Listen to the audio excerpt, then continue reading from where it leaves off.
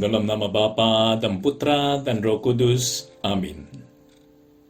Ya Tuhanku, ya Allahku, aku sungguh percaya bahwa Engkau hadir di sini, bahwa Engkau melihatku, bahwa Engkau mendengarkan aku.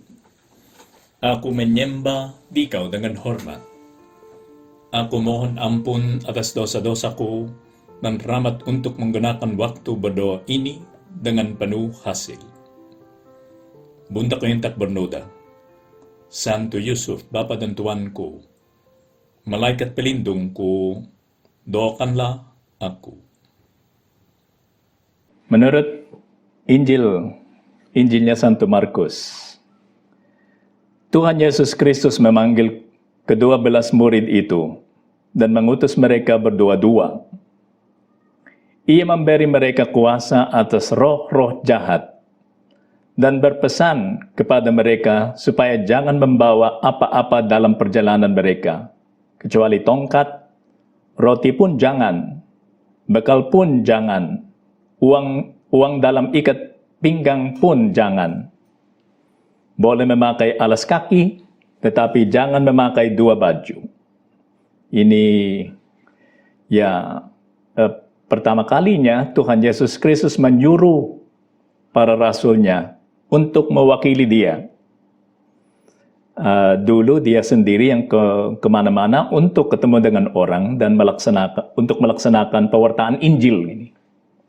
Tapi dalam kesempatan ini, rasulnya mulai seperti latihan untuk menjadi pengkhotbah, untuk mewakili Tuhan Yesus Kristus. Karena nanti ketika Tuhan Yesus Kristus sudah ada di surga, merekalah yang akan membawa Injil kepada semua orang itu. Seperti yang terjadi sekarang, ya, gembala-gembala di dalam gereja yang membawa Injil kepada semua orang. Dan bukan hanya gembala-gembala ini, melainkan semua orang yang telah dibaptis, termasuk saudari-saudari yang ada di dalam rekoleksi ini. Semua kita dipanggil untuk mewartakan Injil kepada semua orang. Nah, kita harus merasa seperti 12 rasul ini yang disuruh oleh Tuhan Yesus Kristus ke rumah-rumahnya orang-orang Yahudi yang harus dipanggil untuk menjadi orang Kristen. Katanya selanjutnya kepada mereka, kalau di suatu tempat kamu sudah diterima dalam suatu rumah, tinggallah di situ sampai kamu berangkat dari tempat itu. Dan kalau ada suatu tempat yang tidak mau menerima kamu, dan kalau mereka tidak mau mendengarkan kamu, keluarlah dari situ dan kebaskanlah debu yang di kakimu sebagai peringatan bagi mereka. Lalu pergilah mereka memberitakan bahwa orang harus bertobat, dan mereka mengusir banyak setan dan mengoles banyak orang sakit dengan minyak dan menyembuhkan mereka. Sebetulnya di dalam bagian Injil yang berbeda, atau mungkin di dalam Injil menurut Santo Matius, petunjuknya Tuhan Yesus Kristus adalah ketika mereka tiba di sebuah rumah, mereka harus mengatakan, ya, damai bagi semua yang tinggal di rumah ini. Ini yang sampai sekarang dipakai oleh romo-romo. Kan? Tiap kali ada pemberkatan rumah baru, si romo itu akan mengatakan damai kepada semua yang tinggal di dalam rumah ini. Atau kalau ada, misalnya kalau dia membawa komuni kepada seorang di dalam rumah itu, sama aja. Dia mengatakan damai kepada semua orang yang tinggal di dalam rumah ini. Karena memang rumah tangga itu, orang-orang Kristen harus seperti itu. Penuh dengan damai. Penuh dengan kegembiraan dalam Tuhan. Nah, di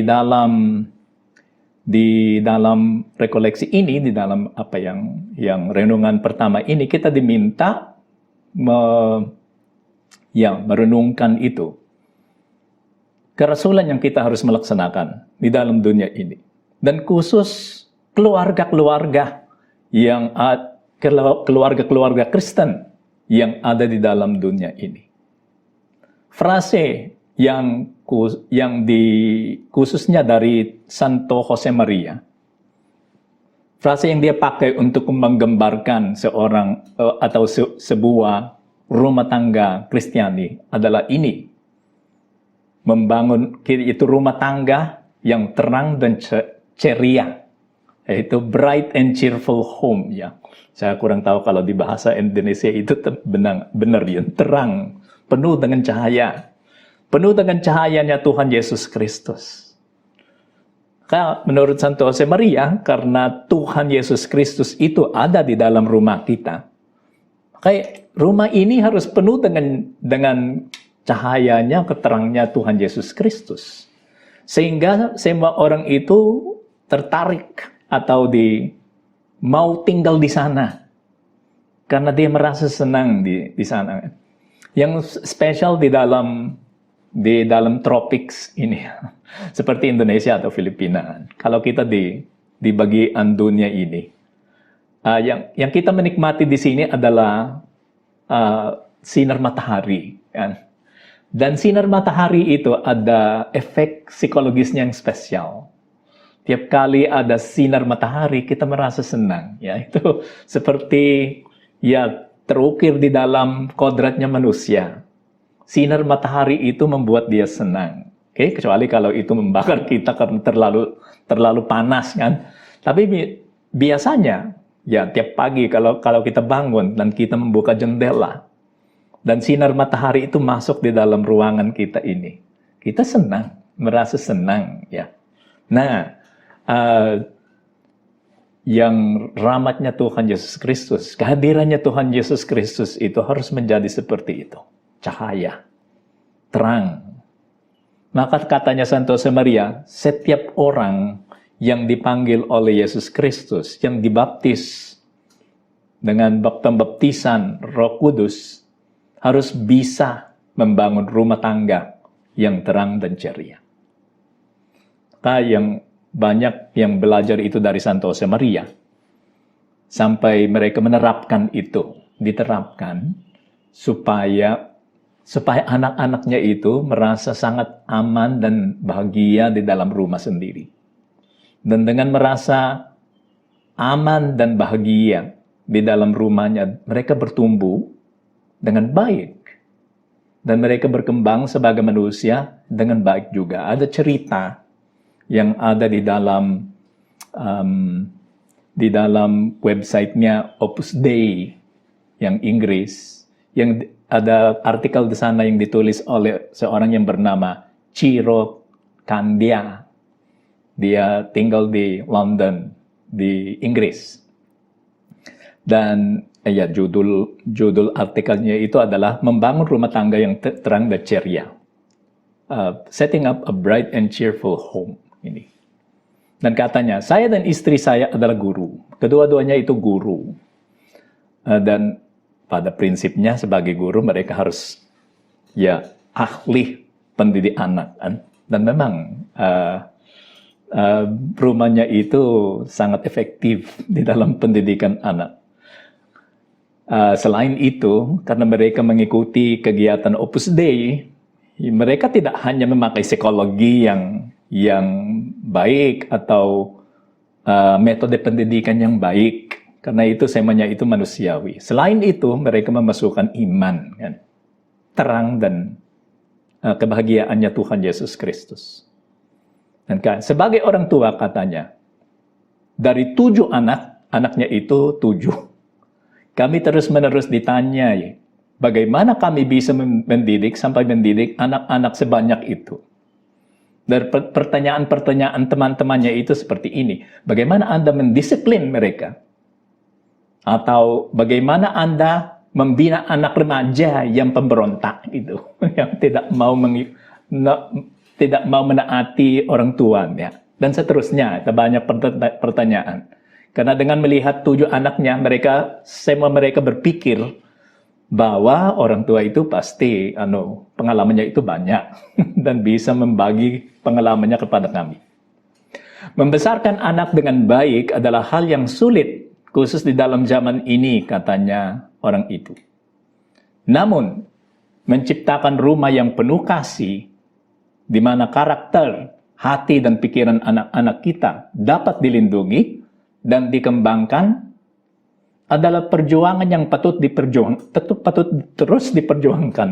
Nah, itu sesuatu yang harus terus kita usahakan. Selain itu, tugas ini bisa sangat menyenangkan. Oke, memang susah, tapi sangat menyenangkan. Maka sikap orang tua ini, ya itu yang benar. Kadang kita terlalu terfokus atas yang negatifnya, yang keberatannya. Tapi kalau ada cinta, ini maksudnya orang ini, kalau ada cinta, itu keberatannya itu hilang. Itu tidak susah, karena mereka mencintai anaknya. Dan itu khusus harus ada di dalam hatinya. Seorang orang tua itu yang Kristen, yang Katolik.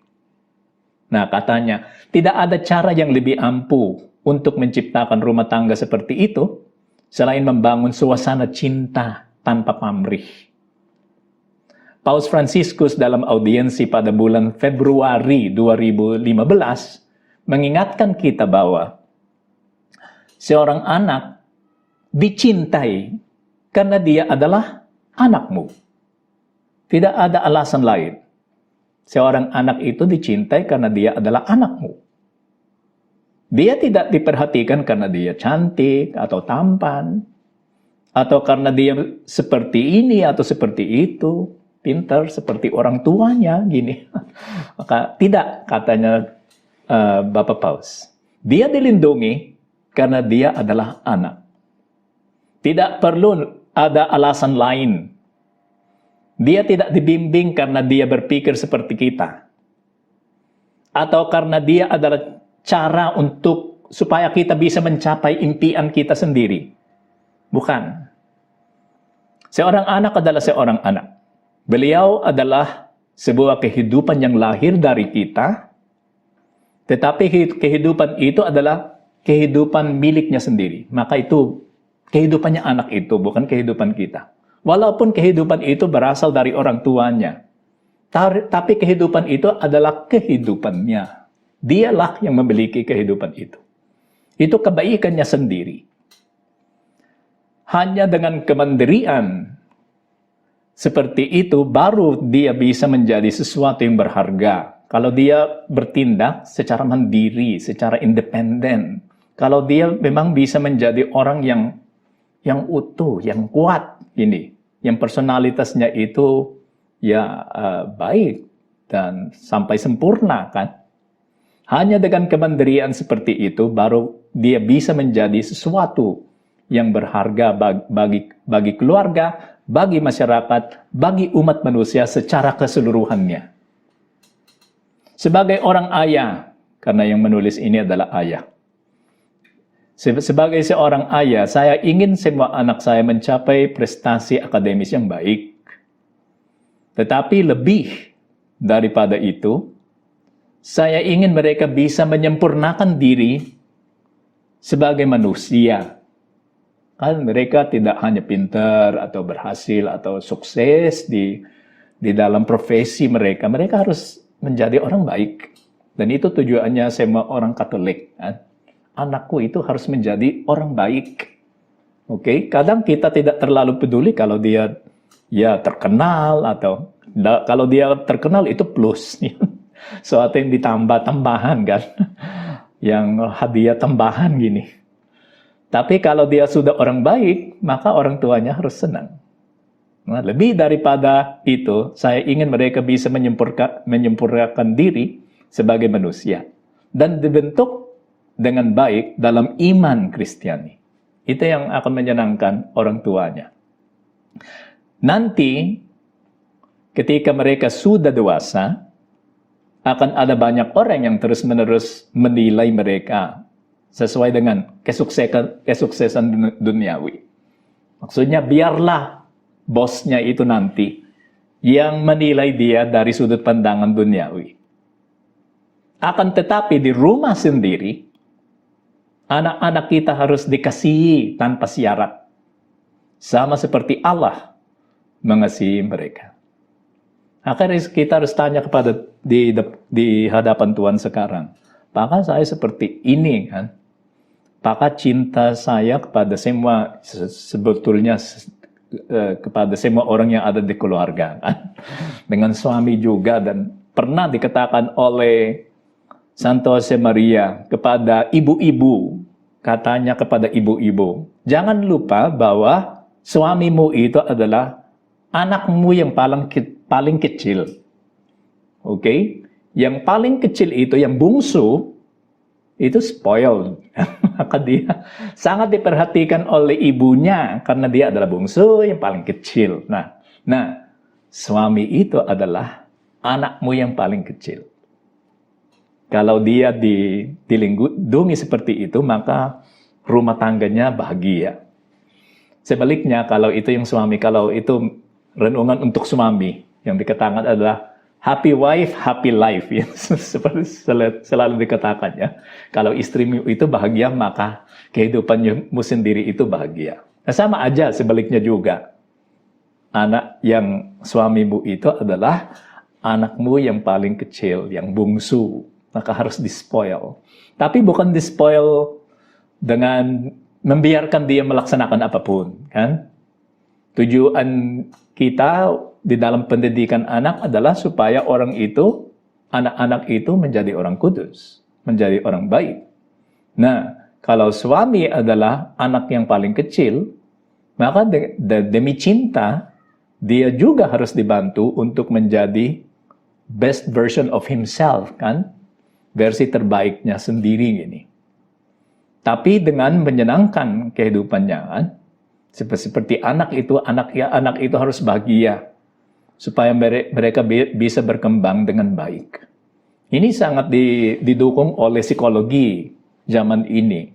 Anak-anak itu sangat dilindungi, diprotect oleh pemerintahan, karena memang kalau ada sesuatu yang tidak berjalan dengan baik, masa kecilnya itu nanti dia kena PTSD, kan?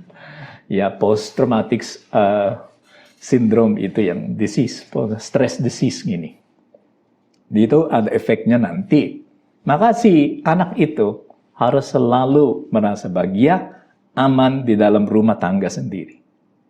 Supaya dia bisa berkembang dengan baik. Dan yang setidaknya dia harus dicintai. Karena anak yang merasa tercinta, pasti bahagia. Dia tidak takut. Apapun yang terjadi kepada dirinya, dia tidak takut. Karena dia tahu bahwa orang tuanya itu mencintai dia. Rumah bukan sekedar tempat di mana mereka dapat makan, katanya orang ini yang menulis artikel ini di dalam website Opus Dei.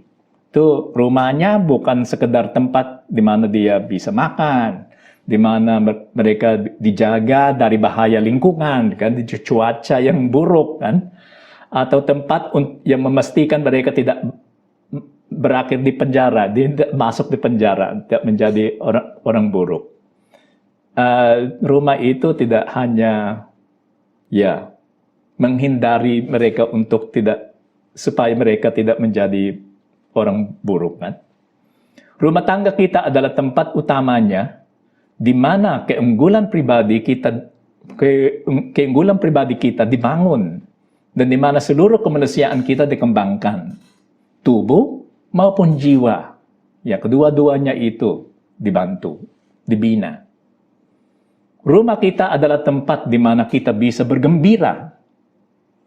Tempat yang penuh dengan kenangan hangat, yang menyenangkan gitu. Kenangan-kenangannya di rumah itu. Ya, rumahku seperti itu, harus seperti itu, kan. Tempat istirahat kita dari tekanan dunia, di mana kita dapat membuka mata anak-anak kita kepada cakrawala yang baru, dunia yang baru, untuk menemukan sesuatu yang bisa mengembangkan kemanusiaannya. Ya, membuka mata mereka kepada kenyataan yang ada di baliknya 4 dinding rumah kita ini. Supaya untuk mempersiapkan mereka menghadapi dunia ini. Semua challenge yang ada di dalam dunia. Itu terjadi di dalam rumah. Selama rumah itu merasa aman, anak itu akan menjadi berani keluar dan menghadapi semua challenge yang ada di dalam dunia.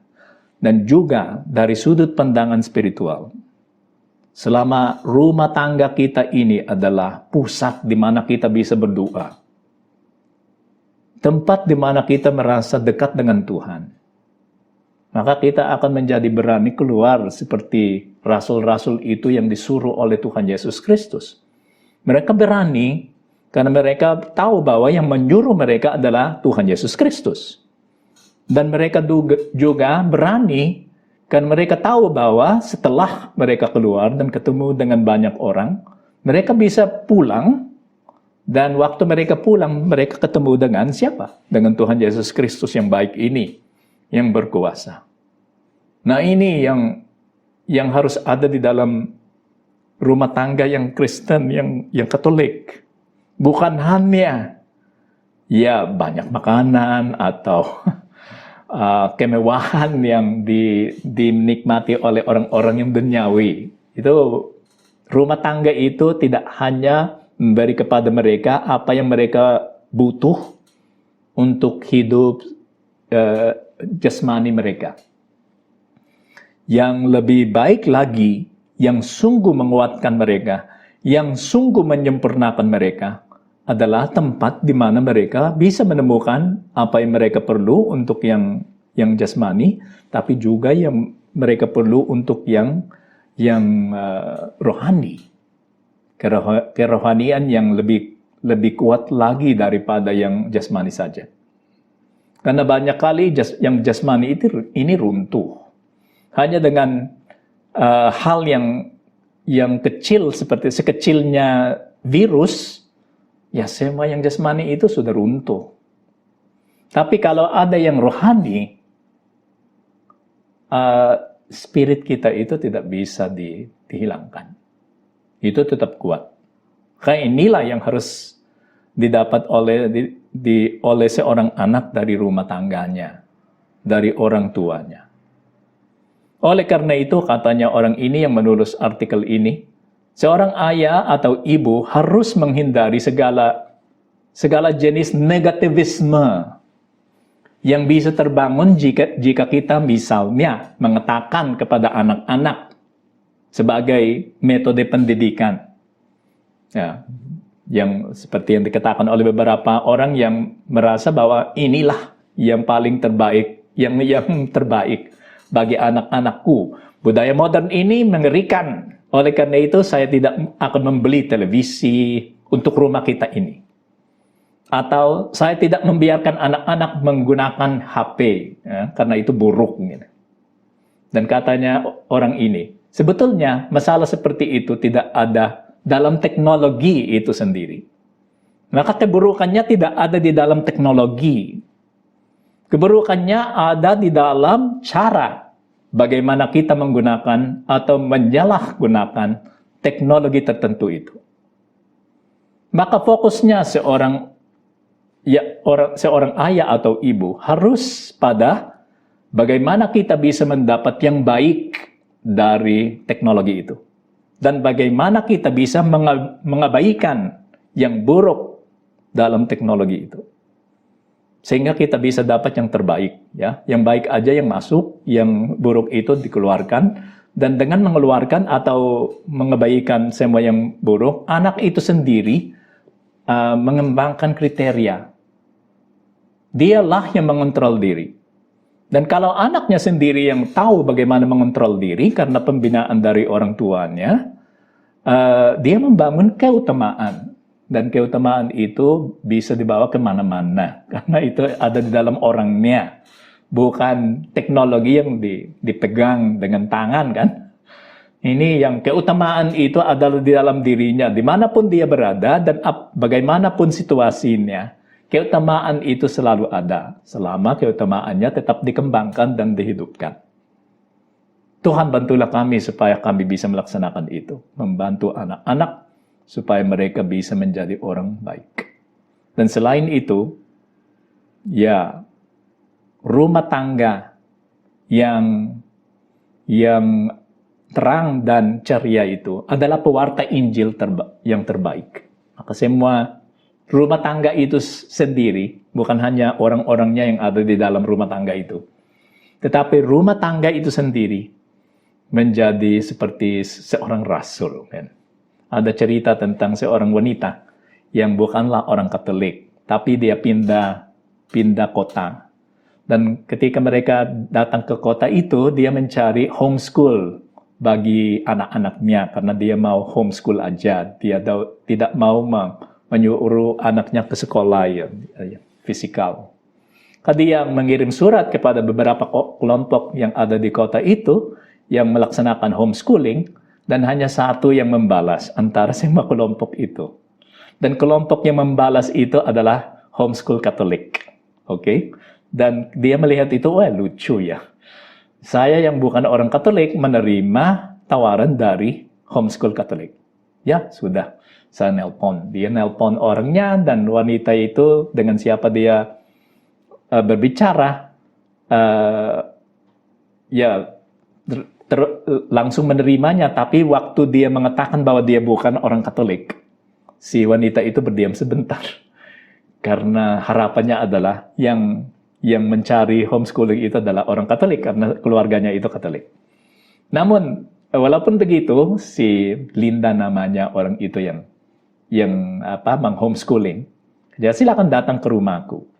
Maka mereka datang ke rumahnya dan yang anaknya yang baru datang itu senang sekali karena anaknya si Linda itu 6. Maka tiba-tiba temannya itu menjadi 6 di dalam tempat baru itu. Baru datang sudah ada 6 teman anak-anak seperti dia, kan? Dia senang sekali. Tapi si Linda itu melihat bahwa saya lupa namanya penulis ini, yang penulisnya itu Nina yang saya ingat. Misalnya kalau namanya itu Nina, si Nina itu tidak kawin dengan pasangannya itu. Mereka datang, mereka belum kawin. Walaupun mereka bukanlah Katolik, tapi belum kawin. Dan dengan penuh cinta kasih kepada sesamanya, si Linda itu hanya menjelaskan, karena kami orang Katolik dan keduanya belum kawin, mohon maaf, kami tidak akan mengizinkan anak-anak kami ke rumahnya, ke rumah Anda. Tapi kalau anak dan ya semua sekalian bisa datang saja kapanpun ke rumah kami ini. Silakan datang kapanpun mau datang ke rumah kami ini. Welcome kan, welcome. Nah sikapnya keluarga Katolik itu seperti itu. Ya kalau ke rumah kami silakan datang kapanpun kan. Tapi kalau anak kami ke rumahnya, kami belum siap untuk mengizinkan anak-anak kami ke rumahnya sendiri. Dan si Nina itu, ya, tidak ada masalah. Oke. Si Nina sendiri sering ke rumahnya Linda untuk ngobrol. Ngobrol tentang cinta, tentang harapan, tentang iman. Akhirnya si Nina itu menjadi orang Katolik. Ya ini buktinya. Bahwa rumah tangga yang terang dan ceria, rumah tangganya seorang Katolik, bisa menjadi pewarta Injil yang terbaik. Kalau kita melaksanakan nasihatnya, menjalankan nasihatnya Santo Josemaria, membuat rumah tangga kita ini sendiri sebuah rumah tangga yang penuh dengan cahayanya Tuhan Yesus Kristus. Marilah kita pergi kepada Bunda Maria, Santo Yusuf, dan Tuhan Yesus Kristus, keluarga kudus. Bantulah kami ya, Bunda Maria, ya Tuhan Yesus Kristus, Bunda Maria, dan Santo Yusuf. Supaya rumah-rumah kami ini menjadi rasul, ya, rasul, pewarta Injil yang terbaik. Karena sekalian sendiri, Tuhan Yesus Kristus, Bunda Maria, dan Santo Yusuf menemani kami dalam rumah tangga sendiri. Bantulah kami Bunda Maria, supaya itu terjadi. Aku bersyukur kepadamu ya Allahku, atas segala resolusi yang baik, kasih dan inspirasi yang telah Engkau curahkan kepada aku dalam renungan ini. Aku mohon pertolonganmu untuk melaksanakannya. Bunda kain tak bernoda, Santo Yusuf, Bapa dan Tuanku, malaikat pelindungku, doakanlah aku.